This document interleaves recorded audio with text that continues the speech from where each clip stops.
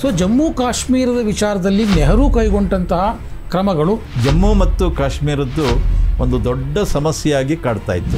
ಜಮ್ಮು ಕಾಶ್ಮೀರ ಭಾರತದ ಅವಿಭಾಜ್ಯ ಅಂಗ, ಅದನ್ನು ನಾವು ಉಳಿಸ್ಕೊಳ್ಳೇಬೇಕು ಅಂತ ಹೋರಾಟ ಶುರುವಾಯಿತು. 1800ಕ್ಕೂ ಹೆಚ್ಚು ಜನ ಸತ್ಯಾಗ್ರಹ ಮಾಡಿದರು, ಜೈಲು ಸೇರಿದರು ಮತ್ತು ಅನೇಕರ ಆತ್ಮಾಹುತಿ ಆಯಿತು. ಆ ಸಂದರ್ಭದಲ್ಲಿ ನೆಹರು ಸರ್ಕಾರಕ್ಕೆ ಎದುರಾದಂಥ ದೊಡ್ಡ ಗಂಡಾಂತರ ಅಂದರೆ ಡಾಕ್ಟರ್ ಶ್ಯಾಮ್ ಪ್ರಸಾದ್ ಮುಖರ್ಜಿ ಒಂದು ಅಂತಿಮ ತೀರ್ಮಾನ ಮಾಡಿದರು. ಏಕ್ ದೇಶ್ ಮೇ ದೋ ಪ್ರಧಾನ್, ದೋ ನಿಶಾನ್, ದೋ ವಿಧಾನ್, ನಹಿ ಚಲೇಗಾ ನಹಿ ಚಲೇಗಾ. ಯಾರೋ ಹೇಳಿದ್ರಂತೆ ಮುಖರ್ಜಿಯವರ ಬಂಧನ ಆಗಿದೆ ಅಂತ. ಆಗ ಅವರು ಬಹಳ ಖುಷಿಯಿಂದ ಒಂದು ರೀತಿ ಡ್ಯಾನ್ಸ್ ಮಾಡಿದರು ಅಂತ. ನೆಹರು ಸರ್ಕಾರಕ್ಕೆ ಈ ಡಾಕ್ಟರ್ ಶ್ಯಾಮ್ ಪ್ರಸಾದ್ ಮುಖರ್ಜಿಯವರನ್ನು ಬಂಧಿಸುವಂಥ ಒಂದು ದುಷ್ಟ ಯೋಚನೆ ಇತ್ತು. ಶೇಖ್ ಅಬ್ದುಲ್ಲಾ ಸರ್ಕಾರ ಅದನ್ನು ಮಾಡ್ತು. ಅವರ ಸಾವು ಅಸ್ವಾಭಾವಿಕ ಅನ್ನುವಂಥದ್ದು ಬಹುತೇಕ ಎಲ್ರಿಗೂ ಗೊತ್ತಿತ್ತು. ಸ್ವತಃ ಡಾಕ್ಟರ್ ಮುಖರ್ಜಿಯವರ ತಾಯಿ ಯೋಗಮಾಯಾ ದೇವಿ ಅವರು ನೆಹರು ಒಂದು ದೀರ್ಘವಾದ ಪತ್ರ ಬರೆದರು. ಎಂತಹ ತನಿಖೆಯೂ ನನ್ನ ಮಗನನ್ನು ನನಗೆ ತಂದು ಕೊಡಲಾರದು ಎನ್ನುವ ಸತ್ಯ ನನಗೆ ಗೊತ್ತು. ಆದರೆ ನಿಮ್ಮ ಅಂದರೆ ನೆಹರು ಸರ್ಕಾರದ ಪಾತ್ರವೇನು ಎನ್ನುವುದನ್ನು ಭಾರತದ ಜನತೆಯು ತಿಳಿಯಬೇಕೆನ್ನುವುದು ನನ್ನ ಆಸೆಯಾಗಿದೆ. ಆ ತಾಯಿಯ ನೋವನ್ನು ನೆಹರು ಅರ್ಥ ಮಾಡಿಕೊಳ್ಳೇ ಇಲ್ಲ. ಯಾಕೆಂದರೆ ನೆಹರುಗೆ ಹೃದಯವೇ ಇರಲಿಲ್ಲ, ಹೃದಯವಂತಿಕೆ ಇರಲಿಲ್ಲ.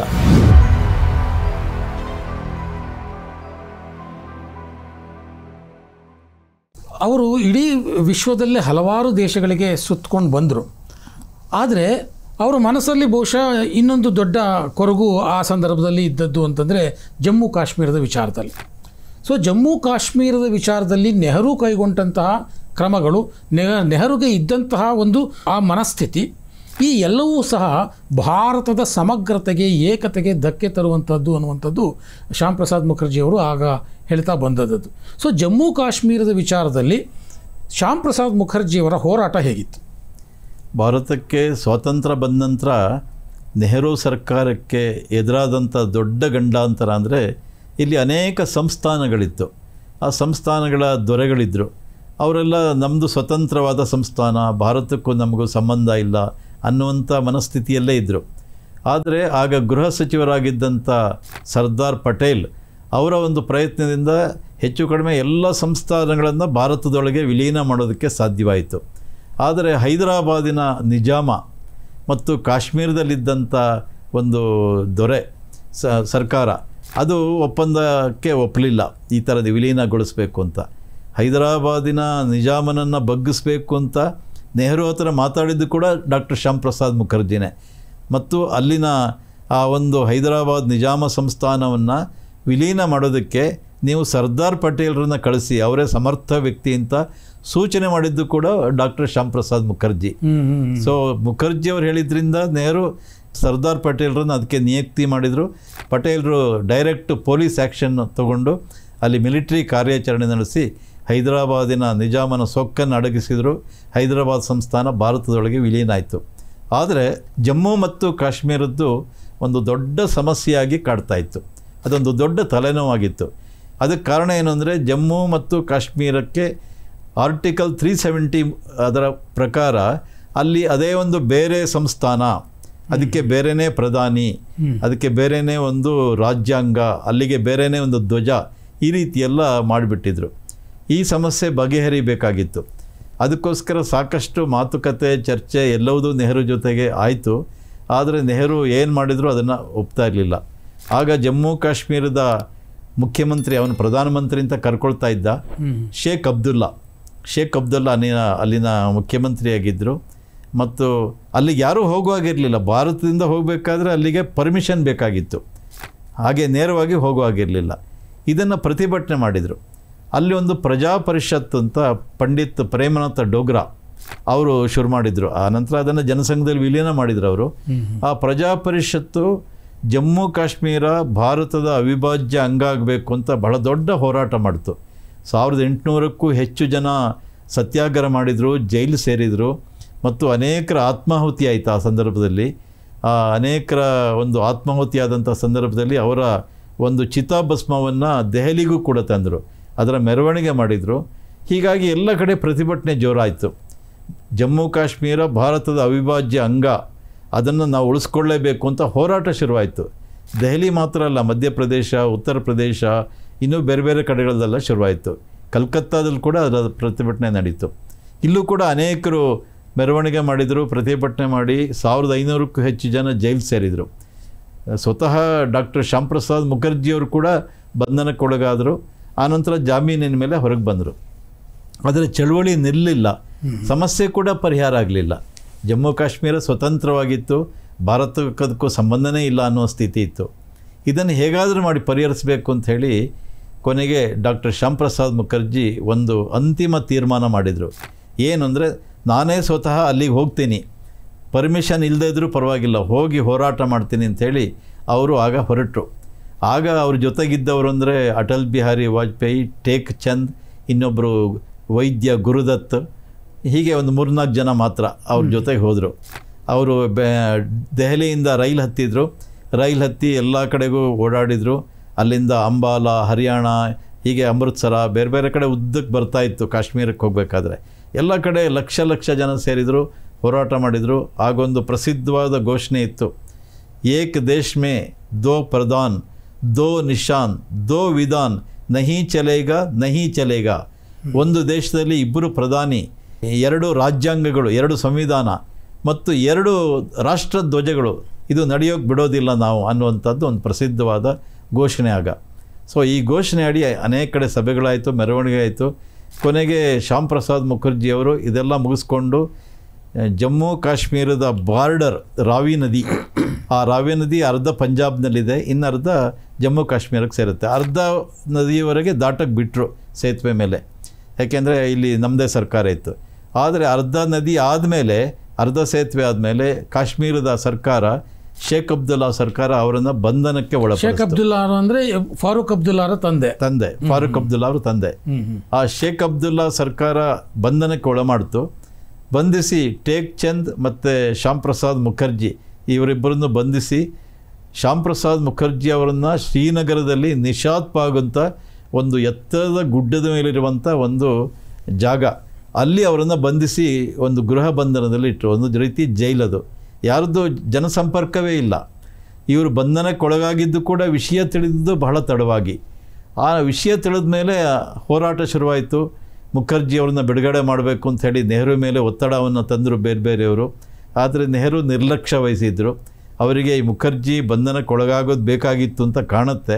ಯಾಕೆಂದರೆ ತನ್ನ ಒಬ್ಬ ಪ್ರತಿಸ್ಪರ್ಧಿ ಆತ ಬಂಧನಕ್ಕೊಳಗಾದ ಅಂಥೇಳಿ ಅವ್ರಿಗೆ ಬಹಳ ಖುಷಿಯಾಗಿದ್ದಿರ್ಬೋದು. ಯಾಕೆಂದರೆ ಅವರಾಗ ಹೊರದೇಶದಲ್ಲಿದ್ದರಂತೆ, ವಿದೇಶ ಸಂಚಾರದಲ್ಲಿ. ಯಾರೋ ಹೇಳಿದ್ರಂತೆ ಮುಖರ್ಜಿಯವರ ಬಂಧನ ಆಗಿದೆ ಅಂತ. ಆಗ ಅವರು ಬಹಳ ಖುಷಿಯಿಂದ ಒಂದು ರೀತಿ ಡ್ಯಾನ್ಸ್ ಮಾಡಿದರು ಅಂತ ಇತಿಹಾಸದ ಪುಸ್ತಕದಲ್ಲಿ ಬರುತ್ತೆ. ಒಬ್ಬರು ಬರೆದಿದ್ದಾರೆ ಅದ್ರ ಬಗ್ಗೆನೇ. ನೆಹರು ಇಷ್ಟು ಖುಷಿ ಪಡ್ತಾರೆ ಅಂದ್ರೆ ಅರ್ಥ ಅವ್ರದ್ದೇನೋ ಷಡ್ಯಂತ್ರ ಇದ್ದಿರ್ಬೋದು, ಶೇಖ್ ಅಬ್ದುಲ್ಲಾಗೆ ಹೇಳಿ ಅವರನ್ನು ಬಂಧಿಸಬೇಕು ಅಂತ ಹೇಳಿರ್ಬೋದು. ಹೀಗೆ ಅವರ ಬಂಧನ ಆಯಿತು. ಬಂಧನ ಆದ ನಂತರ ಅವರ ಬಿಡುಗಡೆಗೆ ಎಷ್ಟೇ ಪ್ರಯತ್ನ ಪಟ್ಟರೂ ಆಗಲಿಲ್ಲ. ಅವರ ಆರೋಗ್ಯ ಬೇರೆ ಕೆಟ್ಟೋಯ್ತು ಮಧ್ಯದಲ್ಲಿ. ಅವರಿಗೆ ವಾಕಿಂಗ್ ಮಾಡಬೇಕಾಗಿತ್ತು, ಪ್ರತಿನಿತ್ಯ ವಾಕಿಂಗ್ ಮಾಡೋದಕ್ಕೆ ಅವಕಾಶ ಇರಲಿಲ್ಲ. ಮತ್ತು ಬೇರೆ ಬೇರೆ ಔಷಧಿಗಳನ್ನು ತಗೋಬೇಕಾಗಿತ್ತು. ಆ ಔಷಧಿಗಳ ಪೂರೈಕೆ ಕೂಡ ಕಾಶ್ಮೀರದ ಸರ್ಕಾರ ಮಾಡಲಿಲ್ಲ. ಹೀಗಾಗಿ ಅವರು ತೀರ್ಕೊಳ್ಬೇಕಾದಂಥ ಒಂದು ಅನಿವಾರ್ಯ ಪರಿಸ್ಥಿತಿ ಬಂತು. ಅವರಿಗೆ ಬೇರೆ ಬೇರೆ ರೀತಿಯ ಕಾಯಿಲೆಗಳಿಗೂ ಒಳಗಾದರು, ಜೈಲಿನಲ್ಲೇ ಅವರು ತೀರ್ಕೊಂಡ್ರು. ಹೀಗೆ ಒಂದು ದುರಂತ ಒಂದು ಘಟನೆ ಆಗ ನಡೆದೋಯ್ತು. ಬಟ್ ಅವರ ಸಾವು ಅಸ್ವಾಭಾವಿಕ ಅನ್ನುವಂಥದ್ದು ಬಹುತೇಕ ಎಲ್ರಿಗೂ ಗೊತ್ತಿತ್ತು. ಆದರೆ ಅದನ್ನು ಒಂದು ವಿಚಾರಣೆ ಮಾಡುವಂಥದ್ದಾಗಲಿ, ಈ ಬಗ್ಗೆ ಆ ಕೇಸನ್ನು ತಗೊಳ್ಳುವಂಥದ್ದಾಗಲಿ, ಈ ತನಿಖೆ ನಡೆಸುವಂಥದ್ದಾಗಲಿ, ಇದು ಯಾವುದೂ ನಡೀಲೇ ಇಲ್ಲ. ಸೊ ಇದು ಹೇಗೆ ಆಗಿನ ಸಂದರ್ಭದಲ್ಲಿ ನಡೀತು ಅಂತ? ನೆಹರು ಸರ್ಕಾರಕ್ಕೆ ಈ ಡಾಕ್ಟರ್ ಶ್ಯಾಮ್ ಪ್ರಸಾದ್ ಮುಖರ್ಜಿ ಅವರನ್ನು ಬಂಧಿಸುವಂಥ ಒಂದು ದುಷ್ಟ ಯೋಚನೆ ಇತ್ತು. ಶೇಖ್ ಅಬ್ದುಲ್ಲಾ ಸರ್ಕಾರ ಅದನ್ನು ಮಾಡ್ತು. ಅವರ ಮೃತದೇಹವನ್ನು ಕಲ್ಕತ್ತಾಗೆ ತಂದರು. ಆಗ ಲಕ್ಷ ಲಕ್ಷ ಜನ ಸೇರಿದ್ರು. ರಾತ್ರಿ ಡಮ್ ಡಮ್ ವಿಮಾನ ನಿಲ್ದಾಣಕ್ಕೆ ಅವರ ಶರೀರ ಬಂದಾಗ ಲಕ್ಷ ಜನ ಸೇರಿದ್ರು. ಇಡೀ ರಾತ್ರಿ ಮೆರವಣಿಗೆ ಮಾಡಿದರು. ಆಮೇಲೆ ಅವರ ಮನೆಗೆ ಆ ಪಾರ್ಥಿವ ಶರೀರ ತಲುಪಿತು. ಮತ್ತೆ ಪುನಃ ಅಲ್ಲಿಂದ ಮೆರವಣಿಗೆ ಸಂಜೆ 3 ಗಂಟೆ ಅಷ್ಟೊತ್ತಿಗೆ ಅವರ ಒಂದು ಅಂತ್ಯ ಸಂಸ್ಕಾರ ನಡೀತು. ಆದರೆ ದೇಶದಲ್ಲಿ ಅವರ ಒಂದು ಸಾವಿನ ಬಗ್ಗೆ ತನಿಖೆ ಆಗಬೇಕು ಅಂಥೇಳಿ ಭಾಳಷ್ಟು ಕೂಗು ಕೇಳಿ ಬಂತು. ಆದರೆ ಆಗ ಕಾಂಗ್ರೆಸ್ದೇ ಸರ್ಕಾರ, ಹೇಳಿ ಕೇಳಿ ಬಹುಮತ ಇದ್ದಂಥ ಸರ್ಕಾರ, ಅವರು ಯಾವುದೇ ರೀತಿಯ ಇದು ಮಾಡಲಿಲ್ಲ. ಸ್ವತಃ ಡಾಕ್ಟರ್ ಮುಖರ್ಜಿಯವರ ತಾಯಿ ಯೋಗಮಾಯಾ ದೇವಿ ಅವರು ನೆಹರು ಒಂದು ದೀರ್ಘವಾದ ಪತ್ರ ಬರೆದರು, ಬಹಳ ಸ್ವಾರಸ್ಯವಾದ ಒಂದು ಪತ್ರ ಅದು. ಅದರಲ್ಲಿ ಅವರು ಅನೇಕ ಸಂಶಯಗಳನ್ನು ಕೂಡ ಅವರು ವ್ಯಕ್ತಪಡಿಸಿದ್ದಾರೆ. ಅವರ ಒಂದು ಪತ್ರ ಅದು ಭಾಳ ಎಲ್ಲರೂ ತಿಳ್ಕೊಳ್ಬೇಕಾದಂಥ ಪತ್ರ ಅಂತ ನನಗೆ ಅನಿಸುತ್ತೆ. ಅದರ ಒಕ್ಕಣೆ ಹೀಗಿದೆ. ನೆಹರು ಅವರಿಗೆ ಬರೆದಿದ್ದವರು 1953 ಜೂನ್ 30ನೇ ತಾರೀಕು ನೆಹರು ಕಳಿಸಿದಂಥ ಒಂದು ಶೋಕ ಸಂದೇಶಕ್ಕೆ ಜುಲೈ 4ನೇ ತಾರೀಕು ಅವರೊಂದು ಉತ್ತರ ಬರೀತಾರೆ ಅವ್ರ ತಾಯಿ. ಅವರು ಬರೆದಿದ್ದಾರೆ, ನಿಮ್ಮಿಂದ ಯಾವುದೇ ಸಮಾಧಾನವನ್ನು ನಿರೀಕ್ಷಿಸಿ ನಾನು ಈ ಪತ್ರವನ್ನು ಬರೆಯುತ್ತಿಲ್ಲ. ಆದರೆ ನನ್ನ ಮಗನ ಸಾವನ್ನು ಕುರಿತು ನನಗೆ ನ್ಯಾಯ ಸಿಗಬೇಕೆನ್ನುವುದು ನನ್ನ ಆಗ್ರಹವಾಗಿದೆ. ನನ್ನ ಮಗನನ್ನು ಜಮ್ಮು ಕಾಶ್ಮೀರದಲ್ಲಿ ಬಂಧಿಸಲಾಯಿತು. ಆದರೆ ಆಮೇಲೆ ಅವನನ್ನು ಯಾವುದೇ ವಿಚಾರಣೆಯನ್ನು ನಡೆಸದೆ ಹಾಗೆಯೇ ಬಂಧನದಲ್ಲಿ ಇಡಲಾಗಿತ್ತು. ಇಂತಹ ಸ್ಥಿತಿಯಲ್ಲಿ ಅವನು ಕೊನೆಯುಸಿರೆಳೆದ. ನೀವು ನಿಮ್ಮ ಪತ್ರದಲ್ಲಿ ಕಾಶ್ಮೀರ ಸರ್ಕಾರವು ಅವನಿಗೆ ಯಾವ ಅನ್ಯಾಯವನ್ನೂ ಮಾಡಿಲ್ಲ ಎನ್ನುವ ಭಾವನೆ ಬರುವಂತೆ ಬರೆದಿದ್ದೀರಿ. ಕಾಶ್ಮೀರ ಸರ್ಕಾರವು ನಿಮಗೆ ಹೇಳಿದ ಮಾತುಗಳು, ಕೊಟ್ಟ ಭರವಸೆಗಳು ಮತ್ತು ಒದಗಿಸಿದ ಮಾಹಿತಿಗಳೇ ಇದಕ್ಕೆ ಆಧಾರವಾಗಿವೆ. ಆದರೆ ಯಾವ ವ್ಯಕ್ತಿಯು ಅಂದರೆ ಶೇಖ್ ಅಬ್ದುಲ್ಲಾ ನಿಜವಾಗಿ ವಿಚಾರಣೆಗೆ ಒಳಪಡಬೇಕಾಗಿತ್ತೋ ಅಂತಹ ಒಬ್ಬ ವ್ಯಕ್ತಿಯು ಕೊಟ್ಟ ಈ ಮಾಹಿತಿಗೆ ಯಾವ ಬೆಲೆ ಇದೆ ಎಂದು ನಾನು ನಿಮ್ಮನ್ನು ಕೇಳಬಯಸುತ್ತೇನೆ. ಕೆಲ ದಿನಗಳ ಹಿಂದೆ ಕಾಶ್ಮೀರದ ಸಚಿವ ಪಂಡಿತ್ ಸರಾಫ್ ಅವರು ಮಾತನಾಡಿ ನನ್ನ ಮಗನನ್ನು ಚೆನ್ನಾಗಿಯೇ ನೋಡಿಕೊಳ್ಳಲಾಗುತ್ತಿತ್ತು ಎಂದು ಹೇಳಿದ್ದನ್ನು ನಾನಿಲ್ಲಿ ನಿಮಗೆ ನೆನಪಿಸುತ್ತಿದ್ದೇನೆ. ಈ ವಿಷಯದಲ್ಲಿ ಸರ್ಕಾರದ ಜವಾಬ್ದಾರಿ ಗುರುತರವಾಗಿದ್ದು ಅದನ್ನು ಅದು ಗಂಭೀರವಾಗಿ ತೆಗೆದುಕೊಳ್ಳಬೇಕಾಗಿತ್ತು. ಆದರೆ ಅದು ಹಾಗೆ ನಡೆದುಕೊಳ್ಳಲಿಲ್ಲ ಎನ್ನುವುದು ವಾಸ್ತವ ಅಂತ ಹೇಳಿ ತುಂಬ ದೀರ್ಘವಾದ ಪತ್ರ ಬರೀತಾರೆ. ಕೊನೆಗೆ ಅವರು ಬರೀತಾರೆ ಏನು ಅಂದರೆ, ಲಾಸ್ಟಿಗೆ ಅವರು ಬರೆದಂಥ ಒಂದಿದು, ನನ್ನ ಪ್ರೀತಿ ಪಾತ್ರ ಪುತ್ರನನ್ನು ಕಳೆದುಕೊಂಡಿರುವ ನಾನು ಶೋಕತಪ್ತಳಾಗಿದ್ದೇನೆ ಎನ್ನುವುದು ನಿಜ. ಸ್ವತಂತ್ರ ಭಾರತದ ನಿರ್ಭೀತ ಪುತ್ರರಲ್ಲಿ ಒಬ್ಬನಾಗಿದ್ದ ಅವನನ್ನು ಯಾವ ವಿಚಾರಣೆಗೂ ಒಳಪಡಿಸದೆ ವಿನಾಕಾರಣ ಬಂಧನದಲ್ಲಿಟ್ಟಿದ್ದಾಗ ಅವನು ಅತ್ಯಂತ ಅನುಮಾನಾಸ್ಪದ ರೀತಿಯಲ್ಲಿ ತನ್ನ ದುರಂತ ಅಂತ್ಯವನ್ನು ಕಂಡಿದ್ದಾನೆ. ನಮ್ಮನ್ನು ಅಗಲಿ ಹೋಗಿರುವ ಇಂತಹ ವೀರಪುತ್ರನ ತಾಯಿಯಾದ ನಾನು ಅವನ ಸಾವನ್ನು ಕುರಿತು ಅತ್ಯಂತ ಸಮರ್ಥರಿಂದ ಸಂಪೂರ್ಣ ನಿಷ್ಪಕ್ಷಪಾತವೂ ಮುಕ್ತವೂ ಸ್ವತಂತ್ರವಾದ ತನಿಖೆ ಒಂದಿಷ್ಟೂ ತಡವಾಗದೆ ಕೂಡಲೇ ನಡೆಯಬೇಕೆಂದು ಆಗ್ರಹಿಸುತ್ತೇನೆ. ಎಂತಹ ತನಿಖೆಯೂ ನನ್ನ ಮಗನನ್ನು ನನಗೆ ತಂದು ಕೊಡಲಾರದು ಎನ್ನುವ ಸತ್ಯ ನನಗೆ ಗೊತ್ತು. ಆದರೆ ಈ ದುರಂತಕ್ಕೆ ಕಾರಣವಾದ ಅಂಶಗಳೇನು ಮತ್ತು ಇದರಲ್ಲಿ ನಿಮ್ಮ ಅಂದರೆ ನೆಹರು ಸರ್ಕಾರದ ಪಾತ್ರವೇನು ಎನ್ನುವುದನ್ನು ಭಾರತದ ಜನತೆಯು ತಿಳಿಯಬೇಕೆನ್ನುವುದು ನನ್ನ ಆಸೆಯಾಗಿದೆ. ಈ ತಾಯಿಯವರ ಪತ್ರಕ್ಕೆ ನೆಹರು ಒಂದು ಉತ್ತರ ಕೊಡ್ತಾರೆ. ಅದರ ಕೆಲವು ಸಾಲು ಹೀಗಿದೆ: ತಾನು ಹೆತ್ತ ಒಬ್ಬ ಪ್ರೀತಿಯ ಮಗನನ್ನು ಕಳೆದುಕೊಂಡಿರುವ ತಾಯಿಯ ದುಃಖವನ್ನು, ಮಾನಸಿಕ ವೇದನೆಯನ್ನು ನಾನು ಚೆನ್ನಾಗಿ ಅರ್ಥ ಮಾಡಿಕೊಳ್ಳಬಲ್ಲೆ. ನಿಮಗಾಗಿರುವ ನೋವನ್ನು ನನ್ನ ಶಬ್ದ ಭಂಡಾರದಲ್ಲಿರುವ ಯಾವ ಪದವೂ ಉಪಶಮನಗೊಳಿಸಲಾರದು. ಡಾಕ್ಟರ್ ಮುಖರ್ಜಿಯವರನ್ನು ಶ್ರೀನಗರದಲ್ಲಿ ಬಂಧನದಲ್ಲಿ ಇಟ್ಟಿದ್ದಾಗ ಅವರನ್ನು ಆದಷ್ಟು ಚೆನ್ನಾಗಿಯೇ ನೋಡಿಕೊಳ್ಳಲಾಯಿತು ಎನ್ನುವುದನ್ನು ನಾನು ಪರಿಶೀಲಿಸಿ ಖಚಿತಪಡಿಸಿಕೊಂಡಿದ್ದೇನೆ. ಈ ವಿಚಾರವಾಗಿ ನಾನು ಸಂಬಂಧಿಸಿದ ಹಲವು ವ್ಯಕ್ತಿಗಳನ್ನು ಸಂಪರ್ಕಿಸಿ ಎಲ್ಲವನ್ನೂ ದೃಢಪಡಿಸಿಕೊಂಡಿದ್ದೇನೆ. ನಾನು ಹೀಗೆ ಸಂಪರ್ಕಿಸಿದ ಎಲ್ಲ ವ್ಯಕ್ತಿಗಳಿಗೂ ವಸ್ತುಸ್ಥಿತಿ ಏನೆಂಬುದು ಸ್ವಲ್ಪ ಮಟ್ಟಿಗಾದರೂ ಗೊತ್ತಿದೆ.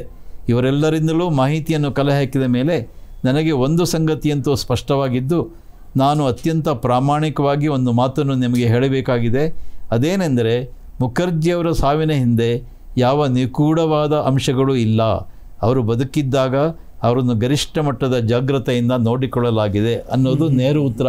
ಅಂದರೆ ನೆಹರು ಪತ್ರದಲ್ಲಿ ಇದ್ದಿದ್ದು ಪೂರ್ತಿ ಹಸಿ ಸುಳ್ಳು. ಅವರನ್ನು ಪ್ರಾಮಾಣಿಕವಾಗಿ ನೋಡ್ಕೊಂಡಿಲ್ಲ, ಅವರನ್ನು ಚೆನ್ನಾಗಿಯೂ ನೋಡ್ಕೊಂಡಿಲ್ಲ, ಸುಮ್ಮನೆ ಒಂದು ತೇಪೆ ಹಚ್ಚುವಂಥ ಕೆಲಸವನ್ನು ಮಾಡಿದರು. ಆ ತಾಯಿಯ ನೋವನ್ನು ನೆಹರು ಅರ್ಥ ಮಾಡಿಕೊಳ್ಳೇ ಇಲ್ಲ. ಯಾಕೆಂದರೆ ನೆಹರುಗೆ ಹೃದಯವೇ ಇರಲಿಲ್ಲ, ಹೃದಯವಂತಿಕೆ ಇರಲಿಲ್ಲ. ಯಾಕೆಂದರೆ ಒಬ್ಬ ಅತ್ಯುನ್ನತ ಮಟ್ಟದ ಒಬ್ಬ ರಾಜಕಾರಣಿ ಡಾಕ್ಟರ್ ಮುಖರ್ಜಿಯವರು, ಅವರು ಕೈಗಾರಿಕಾ ಸಚಿವರಾಗಿ ಕೂಡ ನೆಹರು ಸಂಪುಟದಲ್ಲಿ ಇದ್ದರು. ಆಮೇಲೆ ರಾಜೀನಾಮೆ ಕೊಟ್ಟರು, ಆ ವಿಚಾರ ಬೇರೆ. ಆದರೆ ಒಬ್ಬ ಪ್ರತಿಪಕ್ಷದ ನಾಯಕ ಅವನಿಗೆ ಯಾವುದೇ ವಿಚಾರಣೆಯನ್ನು ಮಾಡದೆ ಬಂಧನಕ್ಕೊಳಪಡಿಸುವಂಥ ಕ್ರಮ, ಅದು ಯಾವ ರೀತಿ ಪ್ರಜಾತಾಂತ್ರಿಕ, ಯಾವ ರೀತಿ ಡೆಮೊಕ್ರೆಟಿಕ್ಕು ಅನ್ನೋದನ್ನು ನಾವು ಇವತ್ತು ಯೋಚನೆ ಮಾಡಬೇಕಾಗಿದೆ. ಯಾವುದೇ ವಿಚಾರಣೆ ಇಲ್ಲ, ಕೋರ್ಟಿಗೆ ಅವ್ರನ್ನ ಇದು ಅಟೆಂಡ್ ಮಾಡಿಸ್ತಿಲ್ಲ, ಅವ್ರನ್ನ ಕೋರ್ಟಿಗೆ ಕೂಡ ಅವ್ರನ್ನ ಪ್ರೊಡ್ಯೂಸ್ ಮಾಡಲಿಲ್ಲ. ಯಾರನ್ನೇ ಬಂಧಿಸಿದ್ರು ಕೂಡ ಕೋರ್ಟಿಗೆ 24 ಗಂಟೆ ಒಳಗೆ ಅವ್ರನ್ನ ಪ್ರೊಡ್ಯೂಸ್ ಮಾಡಬೇಕು ಅಂತ ನಿಯಮ ಇರೋದು. ಇವ್ರನ್ನ ಏಕಾಏಕಿ ಬಂಧಿಸಿ ಜೈಲಲ್ಲಿ 2 ತಿಂಗಳಿಟ್ರು. ಅವರ ಆರೋಗ್ಯ ಹದಗೆಡ್ತು, ಸರಿಯಾದ ಚಿಕಿತ್ಸೆ ಕೊಡಲಿಲ್ಲ. ಇಷ್ಟೆಲ್ಲ ಪ್ರಮಾದಗಳಿದ್ರೂ ಕೂಡ ನೆಹರು ಅದನ್ನು ಸಮರ್ಥಿಸ್ಕೊಳ್ತಾರೆ ಅಂದರೆ ಅದಕ್ಕೇನು ಅರ್ಥ ಹಾಗಾದರೆ? ಅಂದರೆ ನೆಹರು ಅಂತರಂಗದಲ್ಲಿ ಶ್ಯಾಮ್ ಪ್ರಸಾದ್ ಮುಖರ್ಜಿ ಅಂತ ಒಬ್ಬ ಬಹಳ ಸಮರ್ಥ ವ್ಯಕ್ತಿ, ಅವರ ಸಾವು ಸಂಭವಿಸಬೇಕು ಅನ್ನೋದೇ ಇತ್ತು ಅಂತ ಕಾಣುತ್ತೆ ಬಹುಶಃ. ಅದರ ಪ್ರಕಾರನೇ ಆಯಿತು. ಹೀಗೆ ಭಾರತದ ಇತಿಹಾಸದಲ್ಲಿ ಒಂದು ದುರಂತ ಸಾವು ಸಂಭವಿಸಿತು. ಬಹುಶಃ ಭಾರತೀಯ ಜನಸಂಘಕ್ಕೆ ಮೊಟ್ಟ ಮೊದಲ ಒಂದು ದುರಂತದ ಸಾವು ಅಂದರೆ ಅದು. ಆನಂತರ ಪಂಡಿತ್ ದೀನ್ ದಯಾಳ್ಜಿಯವರು ಕೂಡ ಅದೇ ಥರ ದುರಂತದ ಸಾವಿಗೆ ಒಳಗಾದರು. ಬಹುಶಃ ದುರಂತದ ಸಾವುಗಳ ಸರಮಾಲೆಯನ್ನೇ ಭಾರತೀಯ ಜನಸಂಘ ನೋಡ್ಕೊಂಡು ಬಂದಿದೆ ಅಂತ ಹೇಳ್ಬೋದು. ಆದರೆ ಈ ರೀತಿ ಒಂದು ಬಲಿದಾನ ಏನಾಯಿತು ಶ್ಯಾಮ್ ಪ್ರಸಾದ್ ಮುಖರ್ಜಿಯವ್ರದ್ದು ಬಲಿದಾನವೇ ಜಮ್ಮು ಕಾಶ್ಮೀರವನ್ನು ಭಾರತಕ್ಕೆ ಸೇರಿಸೋದಕ್ಕೋಸ್ಕರ ಅವ್ರದ್ದೊಂದು ದೊಡ್ಡ ಬಲಿದಾನ. ಇದು ವ್ಯರ್ಥ ಆಗಲಿಲ್ಲ ಅನ್ನೋದು ಒಂದು ಸಮಾಧಾನಕರ ಅಂಶ. 2020 ಆಗಸ್ಟ್ ತಿಂಗಳಿನಲ್ಲಿ ಮೋದಿ ಸರ್ಕಾರ ಆರ್ಟಿಕಲ್ 370 ರದ್ದು ಮಾಡೋದ್ರ ಮೂಲಕ ಮತ್ತೆ ಕಾಶ್ಮೀರ ಮತ್ತು ಜಮ್ಮು ಮತ್ತು ಕಾಶ್ಮೀರ ಅದನ್ನು ಭಾರತದ ಅವಿಭಾಜ್ಯ ಅಂಗವನ್ನಾಗೇ ಮಾಡಿದರು. ಅಲ್ಲಿ ಏನೊಂದು ವಿಶೇಷ ಸವಲತ್ತಿತ್ತು ಅದನ್ನೆಲ್ಲ ಕಿತ್ತಾಕಿದ್ರು. ಇಡೀ ದೇಶಕ್ಕೆ ಒಬ್ಬನೇ ಪ್ರಧಾನಿ, ಒಂದೇ ಸಂವಿಧಾನ, ಒಂದೇ ರಾಷ್ಟ್ರಧ್ವಜ ಅನ್ನುವಂಥ ಮಾತನ್ನು ನಿಜಗೊಳಿಸಿದಂಥ ಕೀರ್ತಿ ಮೋದಿಯವ್ರದ್ದು. 2020ರಲ್ಲಿ ಅದು ನೆರವೇರಿತು. ಅದು ಲೋಕಸಭೆ ಮತ್ತು ರಾಜ್ಯಸಭೆ ಎರಡರಲ್ಲೂ ಅಂಗೀಕಾರ ಆಗಿ ಆನಂತರ ಕೋರ್ಟಿಗೂ ಹೋದರು ಅನೇಕರು ಅದರ ವಿರುದ್ಧ. ನೂರಾರು ಅರ್ಜಿಗಳು ಹೋಯಿತು ಕೋರ್ಟ್ನಲ್ಲಿ. ಆದರೆ ಕೋರ್ಟು ಘನತಾವೆತ್ತ ಕೋರ್ಟು ಅದನ್ನೆಲ್ಲ ಪರಿಶೀಲಿಸಿ ಇಲ್ಲ, ಜಮ್ಮು ಕಾಶ್ಮೀರ ಭಾರತದ ಅವಿಭಾಜ್ಯ ಅಂಗ ಅಂತ ಒಪ್ಕೊಂಡಿದ್ದರಿಂದ ಇವತ್ತು ಅದು ಭಾರತದ ಅಂಗವಾಗಿಯೇ ಉಳಿದಿದೆ. ಇವತ್ತು ಸಾಕಷ್ಟು ಸುಧಾರಣೆಗಳಾಗಿದೆ ಜಮ್ಮು ಕಾಶ್ಮೀರ ಭಾಗದಲ್ಲಿ. ಅನೇಕ ಉಗ್ರಗಾಮಿಗಳು ಹತರಾಗಿದ್ದಾರೆ ಮತ್ತು ಉಗ್ರಗಾಮಿಗಳ ಒಂದು ಸ್ವರ್ಗ ಅಂತ ಏನಾಗಿತ್ತು ಕಾಶ್ಮೀರ, ಅದೀಗ ಆ ರೀತಿ ಇಲ್ಲ. ಅಲ್ಲೀಗ ಮತ್ತೆ ಪ್ರಜಾತಂತ್ರದ ಆಡಳಿತ ಶುರುವಾಗಿದೆ. ಈಗ ಕೂಡ ಶೇಖ್ ಅಬ್ದುಲ್ಲಾ ಸಂತತಿಯವರೇ ಆಡಳಿತ ನಡೆಸ್ತಿದ್ದಾರೆ. ಶೇಖ್ ಅಬ್ದುಲ್ಲಾರ ಮೊಮ್ಮಗ ಫಾರೂಕ್ ಅಬ್ದುಲ್ಲಾರ ಮಗ. ಆದರೂ ಕೂಡ ಪ್ರಜಾತಂತ್ರ ವ್ಯವಸ್ಥೆ ಅಲ್ಲಿ ಹಳಿಗೆ ಮತ್ತೆ ಬಂದಿದೆ ಅಂತ ಹೇಳ್ಬೋದು. ಅಲ್ಲಿ ಸ್ವತಂತ್ರವಾಗಿ ಓಡಾಡ್ಬೋದು. ಮೊದಲು ಹೇಗಿತ್ತು ಅಂದರೆ ಭಾರತದಲ್ಲಿರುವಂಥ ಜನ ಜಮ್ಮು ಕಾಶ್ಮೀರಕ್ಕೆ ಹೋಗಿ ವಾಸ ಮಾಡೋ ಹಾಗಿರಲಿಲ್ಲ, ಅಲ್ಲಿ ಆಸ್ತಿಯನ್ನು ಪರ್ಚೇಸ್ ಮಾಡೋ ಹಾಗಿರಲಿಲ್ಲ, ಅವರಿಗೆ ಅಧಿಕಾರವೇ ಇರಲಿಲ್ಲ. ಈಗ ಯಾರು ಬೇಕಾದರೂ ಹೋಗ್ಬೋದು. ಅಲ್ಲಿನ ಅನೇಕ ಪಂಡಿತರನ್ನು, ಸಾವಿರಾರು ಜನರನ್ನು ಓಡಿಸಿದ್ದಾರೆ ಅಲ್ಲಿಂದ ಶೇಖ್ ಅಬ್ದುಲ್ಲಾ. ಅನೇಕರು ಸತ್ತೋದ್ರು. ಒಂದು ಸಿನಿಮಾನೇ ಬಂದಿದೆ ಅದರ ಬಗ್ಗೆ, ಕಾಶ್ಮೀರ್ ಫೈಲ್ಸ್ ಅಂತ. ಅದನ್ನು ನೋಡಿದರೆ ಅಲ್ಲಿ ಆ ದುರಂತ ಏನು ಅಂತ ಗೊತ್ತಾಗುತ್ತೆ. ಅದನ್ನು ತೆಗೆದಿಯಾರದನ್ನು. ಹೀಗೆ ಇಷ್ಟೆಲ್ಲ ಆದರೂ ಕೂಡ ನಮಗೆ ಒಂದು ವಿಶೇಷವಾಗಿ ಕಾಣುವಂಥ ಅಂಶ ಅಂದರೆ ಡಾಕ್ಟರ್ ಮುಖರ್ಜಿಯವರ ಬಲಿದಾನ ವ್ಯರ್ಥ ಆಗಲಿಲ್ಲ ಅನ್ನೋಂಥ ಒಂದು ಸಮಾಧಾನ ಈಗ ಸಿಕ್ಕಿದೆ. ಅದೆಷ್ಟೋ ವರ್ಷಗಳ ನಂತರ ಈಗ 2020ರಲ್ಲಿ ಅದು ಮತ್ತೆ ಪುನಃ ಸೇರಿದ್ರಿಂದ ಅದೊಂದು ಪ್ರಾಮಾಣಿಕವಾದ ಬಲಿದಾನ ಆಗಿತ್ತು ಅಂತ. ಹೀಗೆ ಇವತ್ತು ಇತಿಹಾಸದಲ್ಲಿ ಡಾಕ್ಟರ್ ಶ್ಯಾಮ್ ಪ್ರಸಾದ್ ಮುಖರ್ಜಿ ಅವರೊಬ್ಬ ಮೇರು ಪುರುಷನಂತೆ, ಒಂದು ನಕ್ಷತ್ರದಂತೆ ಅವರು ಕಂಗೊಳಿಸ್ತಿದ್ದಾರೆ ಅಂತ ಹೇಳೋದರಲ್ಲಿ ಯಾವುದೇ ಅತಿಶಯೋಕ್ತಿ ಇಲ್ಲ ಅಂತ ಹೇಳ್ಬೋದು.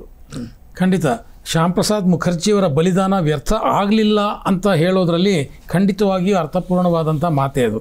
ಆದರೆ ಇವತ್ತಿನ ಜಮ್ಮು ಕಾಶ್ಮೀರದ ವಿಚಾರ ನೋಡಿಕೊಂಡಾಗ, ಅಲ್ಲಿನ ಪರಿಸ್ಥಿತಿ ನೋಡಿಕೊಂಡಾಗ ಭಯೋತ್ಪಾದಕರ ಪರ ಸಿಂಪತಿ ಇರುವಂಥವ್ರು ಕೂಡ ಗೆದ್ದಿದ್ದಾರೆ.